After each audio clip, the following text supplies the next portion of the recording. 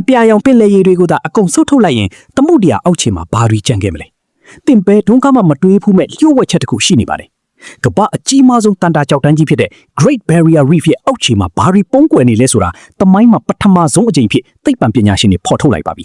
။ Australia နိုင်ငံ Cairns မြို့ရဲ့မြောက်ဘက်မိုင်100ကျော်အကွာပင်လယ်ရေနှစ်ပိုင်းရဲ့အရှိမြောက်ဘက်အစွန်းဆုံးစီကိုသုတေသနအဖွဲ့တွေရောက်ရှိနေကြတာပါ။ရည်ရွယ်ချက်ကတော့ရှင်းပါတယ်။ဒီတန်တာကြောက်တန်းကြီးကမ္ဘာဥခေတ်ကဘလို့ပုံစံနဲ့စတင်အသက်ဝင်ခဲ့လဲ။ပြီးတော့ရာသီဥတုတန်ကြားကနေရေရှည်မှာဘလို့ရှင်းတန်မလဲဆိုတာကိုရှာဖွေဖို့ပဲဖြစ်ပါတယ်။ဒီအတွက်သူတို့ဟာကမ္ဘာအဆင့်မြင့်ဆုံး multi beam sonar လို့ခေါ်တဲ့အတန်လိုင်းတိုင်းတာရေးစနစ်တွေကိုအသုံးပြုခဲ့ကြပါတယ်။ဒီစနစ်ကနေပင်လယ်ရေအောက်ခြေရဲ့မြေမျက်နှာတွင်ပြင်ကိုတာမန်မျက်စိနဲ့မမြင်နိုင်တဲ့အသေးစိတ် high definition ပုံရိပ်တွေဖြစ်ပြောင်းလဲပေးလိုက်တာပါ။သိပ္ပံပညာရှင် Rob ကမြေပုံကိုအတိအကျဖော်ထုတ်နိုင်ပြီဆိုရင်၎င်းရဲ့ပုံသဏ္ဍာန်ကိုသိုံနေမကပဲဒါကြီးကဘလို့နည်းနဲ့ဒီနေရာကိုရောက်လာတာလဲဆိုတဲ့သမိုင်းကိုပါဖတ်လို့ရတယ်လို့ဆိုပါတယ်။ဒီအလုပ်ဟာလွယ်လွယ်နဲ့ဖြစ်လာတာမဟုတ်ပါဘူး။သိပ္ပံပညာရှင် Rob နဲ့သူ့အဖွဲ့ဟာပင်လယ်ပြင်ထဲမှာနှစ်ပေါင်း15နှစ်တိုင်အချိန်ပေးပြီးအချက်လက်တွေကိုစုဆောင်းခဲ့ရတာပါ။အခုတော့သူတို့စီမှာစတူယန်မိုင်ပေါင်း1,000,000 ကျော်ကျယ်ဝန်းတဲ့သမုဒ္ဒရာကြီးအောက်ခြေ data အမြောက်အများရှိနေပြီဖြစ်ပြီးဒါဟာသမိုင်းမှာအကြီးမားဆုံး data စုဆောင်းမှုပါပဲ။ဒီအချက်လက်တွေကနေတဆင့်ပင်လယ်ရေတွေကိုအကုန်ခန်းချောက်စေပြီး